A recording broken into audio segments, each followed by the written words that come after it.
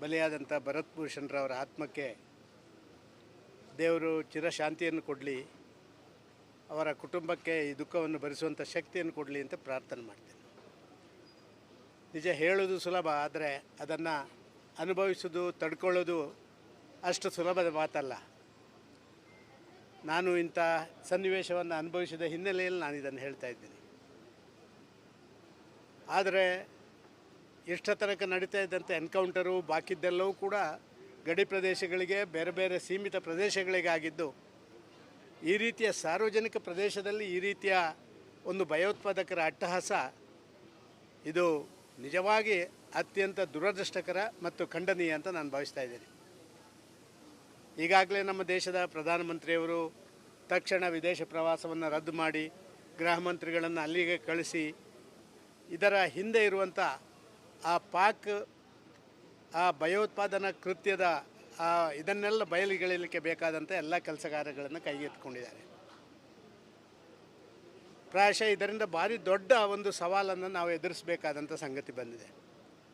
ಒಂದು, ಇತ್ತೀಚೆಗೆ ತಾನೇ ಆರ್ಟಿಕಲ್ 370 ರದ್ದಾದ ಮೇಲೆ ಕಾಶ್ಮೀರವನ್ನು ಭಾರತದ ಇತರ ಪ್ರದೇಶದ ರೀತಿಯಲ್ಲಿ ಅತ್ಯಂತ ಪ್ರೀತಿ ವಿಶ್ವಾಸದಿಂದ ಜನ ಬದುಕುವಂಥ ಒಂದು ವಾತಾವರಣವನ್ನು ಸೃಷ್ಟಿ ಮಾಡಬೇಕು, ಅಲ್ಲಿರುವಂಥ ಆರ್ಥಿಕತೆಯನ್ನು ಸಬಲೀಕರಣಗೊಳಿಸಬೇಕು ಅಂತ ಹೇಳುವಂಥ ಆ ಪ್ರಯತ್ನ ಇದರ ಬುಡಕ್ಕೆ ಒಂದು ಸವಾಲು ಹಾಕುವಂಥ ಪ್ರಯತ್ನಗಳನ್ನು ಈ ಪಾಕ್ ಪ್ರಚೋದಿತ ಈ ಭಯೋತ್ಪಾದಕರು ಮಾಡಿದ್ದಾರೆ ಅಂತ ಹೇಳಿದರೆ ತಪ್ಪಾಗಲಿಕ್ಕಿಲ್ಲ. ಪ್ರಾಯಶಃ ಇವತ್ತು ಇದರಿಂದ ಸಫರ್ ಆಗುವಂಥವರು ನಾವು ನಮ್ಮ ಸಹೋದರನನ್ನು ಕಳ್ಕೊಂಡಿರ್ಬೋದು, ಆದರೆ ಇಡೀ ಕಾಶ್ಮೀರ ಇದರಿಂದ ಸಫರ್ ಆಗ್ತದೆ ಅಂತ ಹೇಳುವಂಥದ್ದು ಕಾಶ್ಮೀರಿಯನರು ಕೂಡ ಅರ್ಥ ಮಾಡಿಕೊಳ್ಬೇಕು. ಹೊರಗಿನವರು ಭಯೋತ್ಪಾದಕರು ಎಲ್ಲವನ್ನು ಬಿಟ್ಟು ಬಂದಿದ್ದರೆ ಇಲ್ಲಿದ್ದವರು ಇಲ್ಲಿ ಉಳ್ಕೊಳ್ಬೇಕು ಅಂತ ಹೇಳುವಂಥ ಪ್ರಯತ್ನ ಇವತ್ತು ಆರ್ಟಿಕಲ್ 370 ತೆಗೆದ ನಂತರ, ಚುನಾವಣೆ ನಡೆಸಿದ ನಂತರ ಪ್ರಾಯಶಃ ಪಾಕಿಸ್ತಾನಿ ಪ್ರಚೋದಿತ ವ್ಯವಸ್ಥೆಗಳು ಸ್ವಲ್ಪ ಮಟ್ಟಿಗೆ ಹತೋಟಿಯಲ್ಲಿದ್ದು ಕಾಶ್ಮೀರದ ಎಲ್ಲ ಪ್ರಜೆಗಳು ಕೂಡ ಈ ಟೂರಿಸಮಿಂದಲೇ ಬದುಕುವಂಥ ಜನ ಭಾರಿ ದೊಡ್ಡ 50%ಗಿಂತ ಹೆಚ್ಚು ಜನ ಟೂರಿಸಮಿಂದ ಬದುಕುವವರಿದ್ದಾರೆ. ಅವರ ಪರಿಸ್ಥಿತಿ ದಯನೀಯವಾಯಿತು ಕಳೆದ ಒಂದು 5-6 ವರ್ಷಗಳ ಕಾಲ. ಯಾವಾಗ ಆರ್ಟಿಕಲ್ 370 ರದ್ದಾಗಿ ಭಾರತದ ಇತರ ರಾಜ್ಯಗಳ ರೀತಿಯಲ್ಲಿ ಇದಕ್ಕೆಲ್ಲ ಸವಲತ್ತುಗಳನ್ನು ಕೊಟ್ಟ ಮೇಲೆ ಟೂರಿಸಮ್ ಒಂದು ದೊಡ್ಡ ರೀತಿಯಲ್ಲಿ ಅಲ್ಲಿ ವೇಗವಾಗಿ ಬೆಳೀತಾ ಇರುವಂಥದ್ದು, ಇದರಿಂದಾಗಿ ಅಲ್ಲಿಯ ಆರ್ಥಿಕ ವ್ಯವಸ್ಥೆಗಳೇ ಒಂದು ಮೇಲೆ ಬರುವಂಥದ್ದು ಆಗ್ತಾಯಿತ್ತು. ಇದಕ್ಕೆ ಚಾಲೆಂಜ್ ಹಾಕುವಂಥ ಕೆಲಸ ಕಾರ್ಯಗಳನ್ನು ಮಾಡಿರುವಂಥದ್ದು ನಿಜವಾಗಿ ಇದೊಂದು ಸವಾಲಿನ ಪ್ರಶ್ನೆ. ಆದರೆ ಇದಕ್ಕೆ ತಕ್ಕ ಉತ್ತರವನ್ನು ನಮ್ಮ ಆಡಳಿತ ಕೊಡ್ತದೆ ಅಂತ ಹೇಳುವಂಥ ವಿಶ್ವಾಸ ನನಗಿದೆ. 28 ಜನ ಯಾರು ನಮ್ಮನ್ನು ಅಗಲಿದಾರ ಅವರ ಸಾವು ಖಂಡಿತವಾಗಿಯೂ ಅದರಷ್ಟಕ್ಕೆ ಅದು ಹರಿದು ಹೋಗಲ್ಲ. ಇದಕ್ಕೆ ಬೇಕಾದಂಥ ವ್ಯವಸ್ಥೆ ಆಗಿ ಶಾಶ್ವತವಾದಂಥ ಪರಿಹಾರವನ್ನು ಆ ಭಾಗದಲ್ಲಿ ನೋಡುವಂಥದ್ದು. ಅದಕ್ಕೆ ಬೇಕಾಗಿ ಪಾಕಿನ ಜೊತೆ ಎಲ್ಲ ಸಂಬಂಧಗಳನ್ನು ಕಟ್ಕೊಂಡಿದ್ದೀವಿ. ಈಗಾಗಲೇ ಅದನ್ನು ಕಟ್ ಮಾಡುವಂಥದ್ದನ್ನು ಮಾಡಿದ್ದಾರೆ. ಅಲ್ಲಿಯ ನೀರಾವರಿಯ ವ್ಯವಸ್ಥೆಯಲ್ಲಿದ್ದಂಥದ್ದು ಪ್ರಾಯಶಃ ಅದು ಕೆಲವೇ ದಿನಗಳಲ್ಲಿ ಅವರಿಗೆ ಭಾರಿ ದೊಡ್ಡ ರೀತಿಯ ಒಂದು ತೊಂದರೆಯನ್ನು ಕೊಡುವಂಥ ಕೆಲಸ ಕಾರ್ಯಗಳಾಗ್ತದೆ ಅಂತ ನಾನು ಭಾವಿಸ್ತಾ ಇದ್ದೇನೆ. ಇವರ ಆತ್ಮಕ್ಕೆ ಶಾಂತಿ ಸಿಕ್ಕುವುದರ ಜೊತೆ ಇವರ ಬಲಿದಾನ ಮತ್ತೊಮ್ಮೆ ಕಾಶ್ಮೀರದ ಸುವ್ಯವಸ್ಥಿತ ಕಾಶ್ಮೀರ ನಿರ್ಮಾಣಕ್ಕೆ ನಾಂದಿ ಆಗ್ತದೆ ಅಂತ ನಾನು ಭಾವಿಸ್ತಾ ಇದ್ದೇನೆ. ಅವರಿಗೆ ಆ ತಾಯಿ ಆ ದುಃಖ ಹೇಗೆ ಬರೆಸಿ ನಾನು ಕೇಳಿದರೆ ಆಶ್ಚರ್ಯ ಆಯಿತು. ಬೇಡ ಬೇಡ ಅಂತ ಹೇಳಿದ ತಕ್ಷಣ ಪ್ರತಿಯೊಂದು ಸರಿ ಕೂಡ ದಯವಿಟ್ಟು ಹೊಡಿಬೇಡಿ ಅಂತ ಹೇಳಿದಾಗ ಮತ್ತೆ ಫೈರ್ ಮಾಡಿ ಆ ಮಗುವಿನ ಮೈ ಮೇಲೆ ಎಲ್ಲ ಆ ಮಗು ಹೇಳ್ತಾ ಇತ್ತಂತೆ, ಅಪ್ಪನಿಂದ ಬ್ಲಡ್ ಹೋಗ್ತಾ ಇದೆ ನೋಡ್ತಾಯಿ ಅಂತ ಹೇಳಿ ತಾಯಲ್ಲಿ ಹೇಳುವಂಥ ಮಾತನ್ನು ಕೇಳಿದಾಗಲೇ ನಮಗೆ ಒಂದು ರೀತಿ ಮರುಕ ಆಗ್ತದೆ. ಪ್ರಾಯಶಃ ಪಾಪಿಗಳಿಗೆ ಆದಷ್ಟು ಶೀಘ್ರ ತಕ್ಷಣ ಅದಕ್ಕೆ ಬೇಕಾದಂಥ ಶಿಕ್ಷೆ ಆಗ್ತದೆ ಅಂತ ಹೇಳುವಂಥ ನನ್ನ ಅಭಿಪ್ರಾಯ. ಬಲಿಯಾದಂಥ ಭರತ್ ಭೂಷಣ್ರವರ ಆತ್ಮಕ್ಕೆ ದೇವರು ಚಿರಶಾಂತಿಯನ್ನು ಕೊಡಲಿ, ಅವರ ಕುಟುಂಬಕ್ಕೆ ಈ ದುಃಖವನ್ನು ಭರಿಸುವಂಥ ಶಕ್ತಿಯನ್ನು ಕೊಡಲಿ ಅಂತ ಪ್ರಾರ್ಥನೆ ಮಾಡ್ತೇನೆ.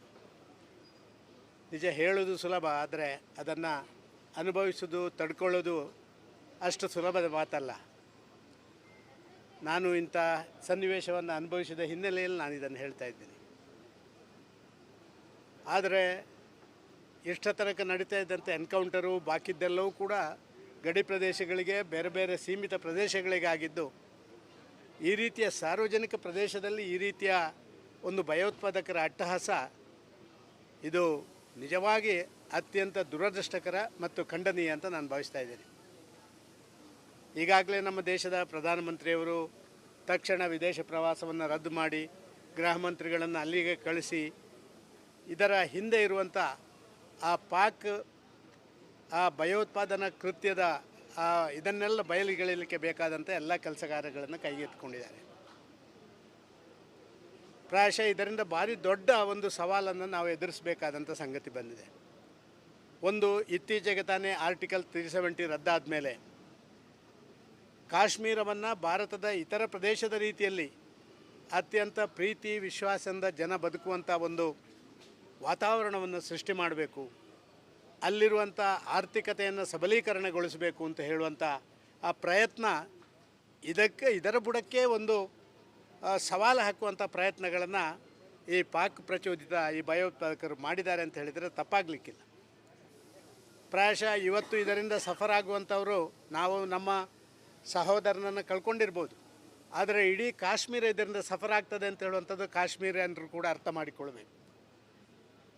ಹೊರಗಿನವರು ಭಯೋತ್ಪಾದಕರು ಎಲ್ಲವನ್ನು ಬಿಟ್ಟು ಬಂದಿದ್ದರೆ ಇಲ್ಲಿದ್ದವರು ಇಲ್ಲಿ ಉಳ್ಕೊಳ್ಬೇಕು ಅಂತ ಹೇಳುವಂಥ ಪ್ರಯತ್ನ ಇವತ್ತು ಆರ್ಟಿಕಲ್ 370 ತೆಗೆದ ನಂತರ, ಚುನಾವಣೆ ನಡೆಸಿದ ನಂತರ ಪ್ರಾಯಶಃ ಪಾಕಿಸ್ತಾನಿ ಪ್ರಚೋದಿತ ವ್ಯವಸ್ಥೆಗಳು ಸ್ವಲ್ಪ ಮಟ್ಟಿಗೆ ಹತೋಟಿಯಲ್ಲಿದ್ದು ಕಾಶ್ಮೀರದ ಎಲ್ಲ ಪ್ರಜೆಗಳು ಕೂಡ ಈ ಟೂರಿಸಮಿಂದಲೇ ಬದುಕುವಂಥ ಜನ ಭಾರಿ ದೊಡ್ಡ 50%ಗಿಂತ ಹೆಚ್ಚು ಜನ ಟೂರಿಸಮಿಂದ ಬದುಕುವವರಿದ್ದಾರೆ. ಅವರ ಪರಿಸ್ಥಿತಿ ದಯನೀಯವಾಯಿತು ಕಳೆದ ಒಂದು 5-6 ವರ್ಷಗಳ ಕಾಲ. ಯಾವಾಗ ಆರ್ಟಿಕಲ್ 370 ರದ್ದಾಗಿ ಭಾರತದ ಇತರ ರಾಜ್ಯಗಳ ರೀತಿಯಲ್ಲಿ ಇದಕ್ಕೆಲ್ಲ ಸವಲತ್ತುಗಳನ್ನು ಕೊಟ್ಟ ಮೇಲೆ ಟೂರಿಸಮ್ ಒಂದು ದೊಡ್ಡ ರೀತಿಯಲ್ಲಿ ಅಲ್ಲಿ ವೇಗವಾಗಿ ಬೆಳೀತಾ ಇರುವಂಥದ್ದು, ಇದರಿಂದಾಗಿ ಅಲ್ಲಿಯ ಆರ್ಥಿಕ ವ್ಯವಸ್ಥೆಗಳೇ ಒಂದು ಮೇಲೆ ಬರುವಂಥದ್ದು ಆಗ್ತಾಯಿತ್ತು. ಇದಕ್ಕೆ ಚಾಲೆಂಜ್ ಹಾಕುವಂಥ ಕೆಲಸ ಕಾರ್ಯಗಳನ್ನು ಮಾಡಿರುವಂಥದ್ದು ನಿಜವಾಗಿ ಇದೊಂದು ಸವಾಲಿನ ಪ್ರಶ್ನೆ. ಆದರೆ ಇದಕ್ಕೆ ತಕ್ಕ ಉತ್ತರವನ್ನು ನಮ್ಮ ಆಡಳಿತ ಕೊಡ್ತದೆ ಅಂತ ಹೇಳುವಂಥ ವಿಶ್ವಾಸ ನನಗಿದೆ. 28 ಜನ ಯಾರು ನಮ್ಮನ್ನು ಅಗಲಿದಾರ ಅವರ ಸಾವು ಖಂಡಿತವಾಗಿಯೂ ಅದರಷ್ಟಕ್ಕೆ ಅದು ಹರಿದು ಹೋಗಲ್ಲ. ಇದಕ್ಕೆ ಬೇಕಾದಂಥ ವ್ಯವಸ್ಥೆ ಆಗಿ ಶಾಶ್ವತವಾದಂಥ ಪರಿಹಾರವನ್ನು ಆ ಭಾಗದಲ್ಲಿ ನೋಡುವಂಥದ್ದು. ಅದಕ್ಕೆ ಬೇಕಾಗಿ ಪಾಕಿನ ಜೊತೆ ಎಲ್ಲ ಸಂಬಂಧಗಳನ್ನು ಕಟ್ಕೊಂಡಿದ್ದೀವಿ. ಈಗಾಗಲೇ ಅದನ್ನು ಕಟ್ ಮಾಡುವಂಥದ್ದನ್ನು ಮಾಡಿದ್ದಾರೆ. ಅಲ್ಲಿಯ ನೀರಾವರಿಯ ವ್ಯವಸ್ಥೆಯಲ್ಲಿದ್ದಂಥದ್ದು ಪ್ರಾಯಶಃ ಅದು ಕೆಲವೇ ದಿನಗಳಲ್ಲಿ ಅವರಿಗೆ ಭಾರಿ ದೊಡ್ಡ ರೀತಿಯ ಒಂದು ತೊಂದರೆಯನ್ನು ಕೊಡುವಂಥ ಕೆಲಸ ಕಾರ್ಯಗಳಾಗ್ತದೆ ಅಂತ ನಾನು ಭಾವಿಸ್ತಾ ಇದ್ದೇನೆ.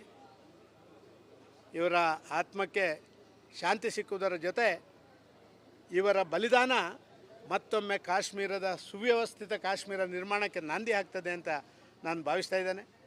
ಅವರಿಗೆ ಆ ತಾಯಿ ಆ ದುಃಖ ಹೇಗೆ ಬರೆಸಿ ನಾನು ಕೇಳಿದರೆ ಆಶ್ಚರ್ಯ ಆಯಿತು. ಬೇಡ ಬೇಡ ಅಂತ ಹೇಳಿದ ತಕ್ಷಣ ಪ್ರತಿಯೊಂದು ಸರಿ ಕೂಡ ದಯವಿಟ್ಟು ಹೊಡಿಬೇಡಿ ಅಂತ ಹೇಳಿದಾಗ ಮತ್ತೆ ಫೈರ್ ಮಾಡಿ ಆ ಮಗುವಿನ ಮೈ ಮೇಲೆ ಎಲ್ಲ ಆ ಮಗು ಹೇಳ್ತಾ ಇತ್ತಂತೆ, ಅಪ್ಪನಿಂದ ಬ್ಲಡ್ ಹೋಗ್ತಾ ಇದೆ ನೋಡ್ತಾಯಿ ಅಂತ ಹೇಳಿ ತಾಯಲ್ಲಿ ಹೇಳುವಂಥ ಮಾತನ್ನು ಕೇಳಿದಾಗಲೇ ನಮಗೆ ಒಂದು ರೀತಿ ಮರುಕ ಆಗ್ತದೆ. ಪ್ರಾಯಶಃ ಪಾಪಿಗಳಿಗೆ ಆದಷ್ಟು ಶೀಘ್ರ ತಕ್ಷಣ ಅದಕ್ಕೆ ಬೇಕಾದಂಥ ಶಿಕ್ಷೆ ಆಗ್ತದೆ ಅಂತ ಹೇಳುವಂಥ ನನ್ನ ಅಭಿಪ್ರಾಯ.